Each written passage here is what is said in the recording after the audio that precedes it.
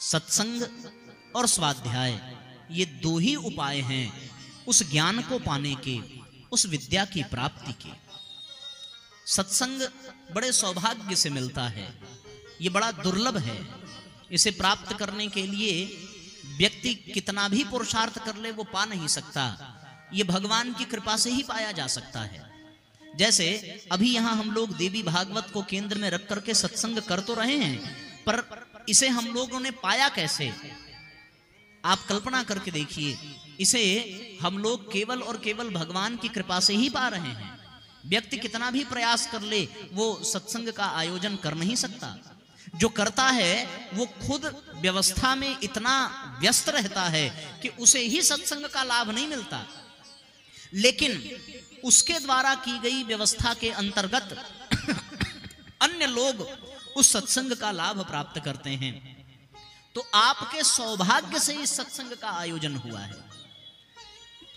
अभी आपने सुना, राम कृपा बिन सुलभ न सोई।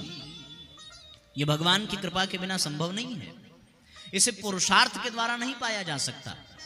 ये जन्म जन्मांतर के संचित पुण्य और प्रारब्ध से ही दिव्य सत्संग की प्राप्ति होती है। आजकल सत्संग भी कई प्रकार का हो गया है। एक तो सत्संग ये है कि जिसमें आप जाएंगे बैठेंगे तो उसमें आपको खूब नचाया जाएगा, खूब चुटकुला सुनाया जाएगा, खूब मनोरंजन कराया जाएगा, खूब हंसाया जाएगा। ऐसा भी सत्संग आजकल हो रहा है। और फिर सत्संग के नाम पर बहुत सारा पैसा आपकी झोली से ऐंठा जाएगा, नाना प्रकार के उपाय निकाले जाएंगे। कभी कोई झांकी निकाली जाएगी तो कभी कोई झांकी निकाली जाएगी तो कभी कोई लीला की जाएगी, और उसके माध्यम से आपसे अधिक धन एकत्रित करने का एक सत्संग को माध्यम बनाकर बड़ा सुंदर व्यापार चल रहा है। कथाओं को मनोरंजन का श्रेष्ठ साधन बना दिया गया है। ऐसा सत्संग किसी काम का नहीं है।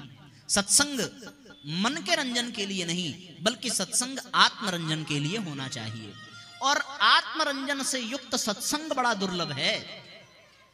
शास्त्रों में ऐसा वर्णन है, रामचरितमानस में लिखा है, बड़े भाग पाई सत्संगा, बड़े भाग पाई सत्संगा, बिनहु प्रयास होई भवभंगा, बिनहु प्रयास होई भवभंगा, बड़े भाग पाई सत्संगा, बड़े भाग पाई सत्संगा, बिनहु प्रयास होई भवभंगा, बिनहु प्रयास होई भवभंगा। सत्संग प्राप्त कर लेने के पश्चात बिना प्रयास के ही हमारा मोह नष्ट हो जाता है, हमारा अज्ञान नष्ट हो जाता है। पर वह श्रेष्ठ सत्संग भगवान की कृपा से ही प्राप्त होता है। किसी विद्वान पुरुष के संपर्क करने से ही वह दिव्य सत्संग प्राप्त होता है। ऐसा वर्णन आता है देवी भागवत में प्रथम स्कंद में। सूत जी कहते हैं कि मूर्खेण सह संयोगो विषादपि सुदुर्जरः, विज्ञेन सह संयोगः सुधा रस समः स्मृतः।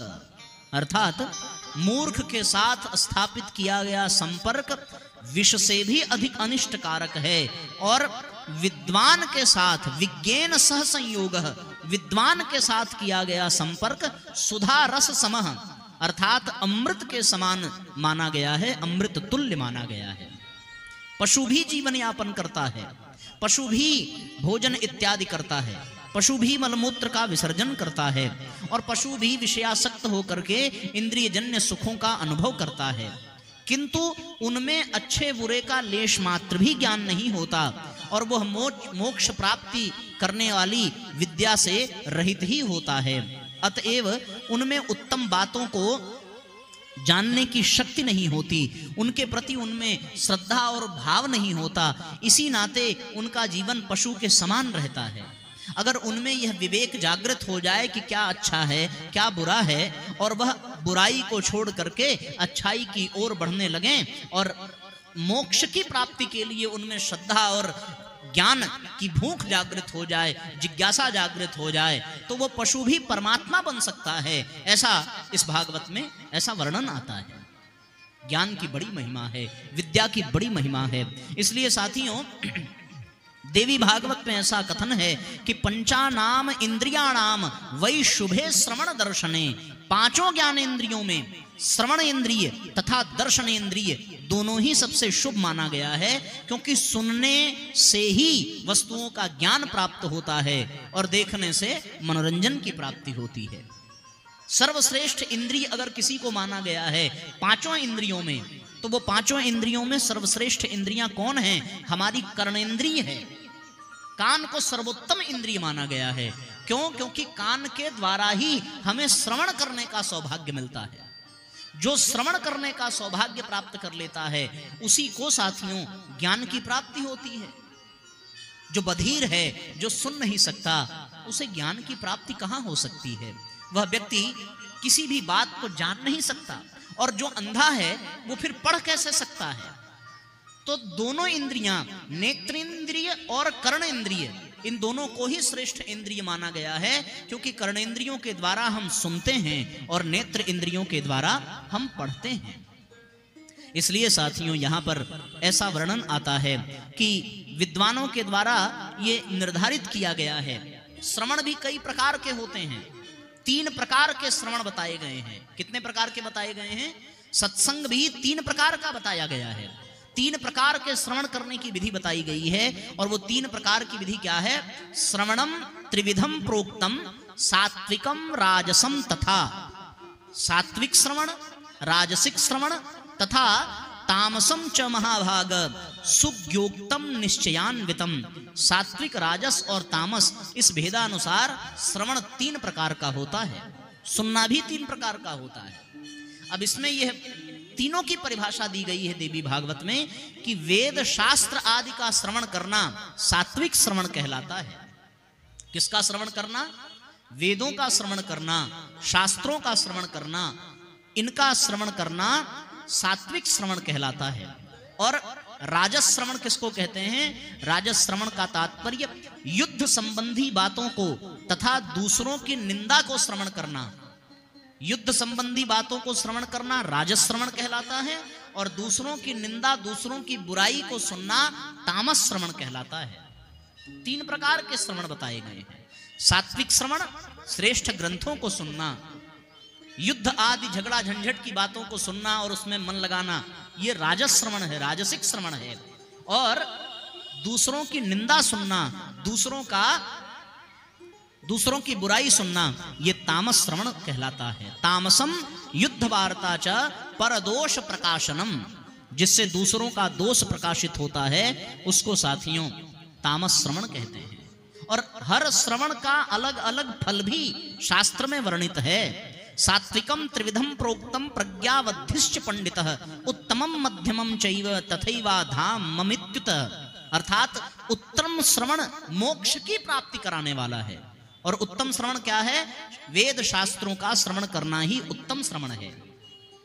मध्यम श्रवण स्वर्ग को देने वाला है, और अधम श्रवण यानी तामसिक श्रवण जो है वो भोगों की उपलब्धि कराने वाला है, और भोगों में नियुक्त जीव सदा सदा के लिए कर्म बंधनों में फंसता चला जाता है। इसलिए साथियों 3 प्रकार के श्रवण की विधि शास्त्रों में बताई गई है। उत्तम श्रवण, मध्यम श्रवण और अधो श्रवण। तो उत्तम में वेद शास्त्रों का श्रवण, ये मोक्ष को प्रदान करने वाला है। उत्तम श्रवण जो है, उत्तमम मोक्ष फलदम, उत्तम श्रवण मोक्ष को प्रदान करता है। और स्वर्गदम मध्यमम, मध्यम श्रवण यानी युद्ध आदि की बातें, झगड़ा झंझट की, प्रपंच की बातें, ये स्वर्ग आदि लोगों को प्रदान करने वाली हैं। तथा अधमम भोगदम प्रोक्तम निर्णीय विदितम बुधई है।